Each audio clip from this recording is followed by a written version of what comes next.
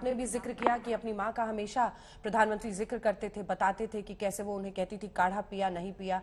उनके बेटे प्रहलाद पटेल अपने ब्लॉग में ये भी लिखते हैं गोपी की घरेलू नुस्खों के दम पर उन्होंने ऐसी जिंदगी काटी। उन्होंने 2 बार वो कुएं से पानी भरती थी, वो कोशिश करती थी कि घर का जितना काम हो सके वो सब करती थी ताकि उनकी शारीरिक मजबूती बनी रही। एक संदेश उनका जीवन भी था जिसके वजह से ऐसा लगाव उनका बच्चों के साथ था और हर कदम पर वो एक संदेश देती थी। इस वक्त क्या वहां पर तस्वीरें दिख रही हैं और अंतिम संस्कार का कार्यक्रम भी क्या मुखाग्नि सब कुछ अभी ही हो जाएगा गोपी?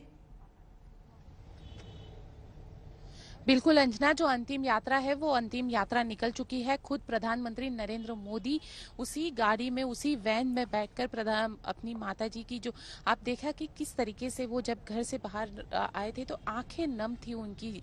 शब्द पे वो भाव जो है, वो माँ को घुमाने के वाले जो भाव है वो आपको वहां पे दिख रहे थे और आंखें पूरी तरीके से नम थी, क्योंकि माँ को लेकर जब अंतिम यात्रा उनकी माँ की अंतिम यात्रा को लेकर प्रधानमंत्री अपने भाई के घर से निकले थे और उसके बाद वहां से वो सीधा अब स्मशान गृह के लिए ये अंतिम यात्रा निकली है। सेक्टर 30 का जो स्मशान गृह है, सेक्टर 30 के स्मशान गृह पे ये अंतिम यात्रा पहुंचेगी और वहां पर जो मुखाग्नि है वो भी प्रधानमंत्री नरेंद्र मोदी और उनके भाई पंकज मोदी के जरिए दी जाएगी। जो सबसे पहले ये हम कहेंगे कि जो माँ के दिल के बेहद करीब, जब 2012 का चुनाव गुजरात का खत्म हुआ था अंजना, और माँ ने कह दिया था कि मेरा बेटा प्रधानमंत्री बनेगा, तो ये माँ की जो बात थी वो सच हुई और माँ के लिए इतना ज्यादा उनका जो अटैचमेंट था या उनका इतना ज्यादा जो भाव या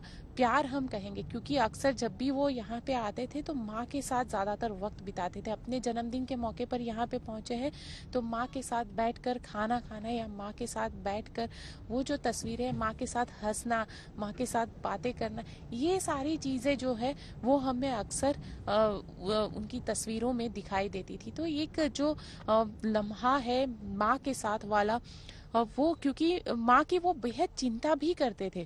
प्रधानमंत्री बन के बावजूद उसके माँ की इतनी ज्यादा चिंता उनको हमेशा सताती रहती थी कि जब उनकी तबीयत खराब हुई तो बकायदा लगातार वो जो मेडिकल ऑफिसर्स हैं उनके साथ वो लगातार बातचीत कर रहे थे, लगातार उनसे हर एक पल की जानकारी ले रहे थे कि उनकी तबीयत कैसी है, क्या चीजें हैं, क्या हो रही है, क्या दवाइयाँ दी जा रही है।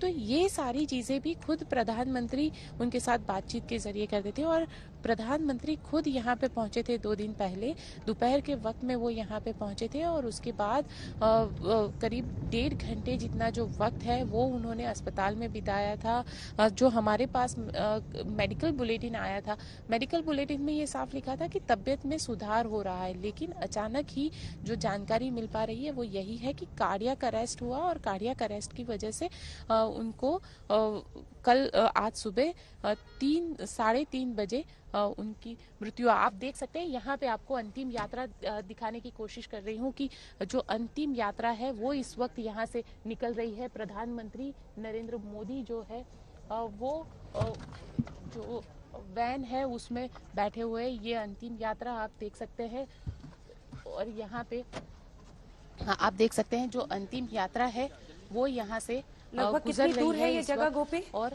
प्रधानमंत्री नरेंद्र मोदी जो वैन है, बिल्कुल आप देखिए अंतिम यात्रा जो है वो इस वक्त यहाँ से गुजर रही है और प्रधानमंत्री नरेंद्र मोदी उसी वैन में बैठे हुए हैं और यहाँ से जो सेक्टर 30 का स्मशान गृह है वहाँ पे जो उनको लेके जाया जा रहा है, वहाँ पे जो मुखाग्नि है वो वहीं पे दी जाएगी और उसके बाद जो पूरे प्रधानमंत्री जो है वो उनका जो आगे का कार्यक्रम, क्योंकि जो हमें सुनने में आया है वो यही है कि जो डिजिटल के माध्यम से वो एड्रेस करेंगे कोलकाता में जो कार्यक्रम होना है। देखिए अपने कर्म के साथ भी अपनी भावनाओं को उन्होंने बेहद अच्छी तरीके से संभाला है, साथ ही जिस तरीके से अपने कर्तव्य का पालन किया है ये बेहद महत्वपूर्ण है, क्योंकि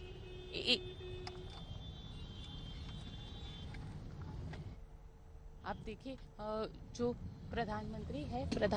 अंतिम यात्रा जो है वो यहाँ से निकल रही है। गांधीनगर उनका जो घर है वहां से लेकर जो स्मशान गृह है वहां का जो रास्ता है करीब 8.5 किलोमीटर का ये रास्ता है। तो पूरी जो अंतिम यात्रा है वो इसी तरीके से यहाँ पे चलते आप बिल्कुल देख सकते गोपी, हैं। आप तस्वीरें दिखाते रहिए। ये बिल्कुल करीब आप पहुंच गई हैं और ये इसी गाड़ी में प्रधानमंत्री अपनी मां के साथ सवार हैं और परिवार की तरफ से ये जानकारी आ रही है कि हम सभी का धन्यवाद करते हैं कि इस मुश्किल घड़ी में आप अपनी प्रार्थनाएं भेज रहे हैं, लेकिन हम सबसे ये भी विनती करते हैं कि दिवंगत आत्मा की शांति के लिए और उनका ख्याल रखते हुए जो भी आपके पूर्ण निर्धारित काम है वो आप करते रहें। यही सबसे और सच्ची श्रद्धांजलि होगी हीराबाजी को। कल्पना कीजिए, परिवार भी यही सोच रखता है कि ऐसे वक्त पर सभी को अपना काम करना चाहिए। ये तस्वीरें हम दिखा रहे हैं गोपी, एक संघर्षपूर्ण जीवन। और देखिए प्रधानमंत्री आज उनके साथ है। प्रधानमंत्री ने खुद लिखा था कि मेरी मां को अपनी मां का साथ नहीं मिला। बहुत कम उम्र की थी हीराबाजी जब उनकी मां का निधन हो गया था और उन्होंने कहा कि ना वो अपनी मां से जिद कर पाई, ना उनकी आंचल में कभी छिप सकी, ना वो पढ़ाई कर पाई, ना उन्हें अक्षर ज्ञान हो पाया, लेकिन जीवनदारी ऐसी सीखी कि सोचिए तमाम बच्चों को, उन्हें शुरू से पता था कि उनके बेटों में से एक नरेंद्र मोदी एक अलग राह चुन रहा है। जब वो संघ के कार्यकर्ता बनना चाहते थे, संघ के प्रचारक बनने कर एक अलग जीवन वो चुनना चाहते थे, मां ने हमेशा उनका साथ दिया और शायद यही वो भूमिका होती है। कई बार माओ को में एक भावुकता होती है, एक इस तरह का इमोशन होता है कि नहीं, मेरा बेटा भी जो सामान्य जो अन्य लोग हैं नौकरी कर रहे हैं वैसा ही मेरा बेटा भी नौकरी करे। लेकिन नरेंद्र मोदी ने अपने लिए अलग राह चुन ली थी। मां ने इस राह को पहचाना, उसकी ताकत को देखा, समझा और अपना पूरा साथ दिया। आज ये पूरा सफर एक मकाम पर पहुंचता हुआ दिख रहा है। प्रधानमंत्री नरेंद्र मोदी बने हैं और सोचिए, अब ये तस्वीरें हम आपको दिखा रहे हैं, साथ ही ये भी बताएं कि सिर्फ एक बार प्रधानमंत्री नरेंद्र मोदी प्रधानमंत्री बनने के बाद प्रधानमंत्री नरेंद्र मोदी के जो सरकारी आवास है दिल्ली में, सिर्फ एक बार हीराबा उस घर में आई थी। आप कल्पना कर सकते हैं कि कैसे वो शक्ति और ताकत बनी रही प्रधानमंत्री नरेंद्र मोदी के साथ, लेकिन उनका खुद का व्यक्तित्व, उनकी शख्सियत इस तरह से ताकतवर थी कि वो अपनी जगह पर तटस्थ खड़ी थी। ये बहुत कुछ बताता है। देखिए ना इस लम्हे को, जब आप देख रहे हैं कि 100 साल के एक संघर्षपूर्ण जीवन के साथ एक मां को अंतिम विदाई देने का वक्त पुत्रों के लिए आया है। उनके निधन के बाद उनको कांधा देते हुए प्रधानमंत्री नरेंद्र मोदी की ये तस्वीरें हमेशा के लिए एक सामान्य जीवन, और उस सामान्य सरल जीवन में एक बेटा देश का प्रधानमंत्री भी अगर हो तो वो उसी सरलता के साथ उनके अंतिम संस्कार का कार्यक्रम करने के लिए पहुंचे, उसी की तस्वीरें हैं। ना इसे एक बड़े कार्यक्रम में तब्दील किया गया, ना इसे एक बड़े सियासी कार्यक्रम में तब्दील किया गया कि लोग वहां पर पहुंच रहे हैं। बस पहुंचे जैसा कोई भी सामान्य नागरिक पहुंचेगा और अपनी मां को कंधा देते हुए वो पहुंच गए हैं उन्हें मुखाग्नि देने के लिए। ये तस्वीरें एक कहानी बयां करती हैं।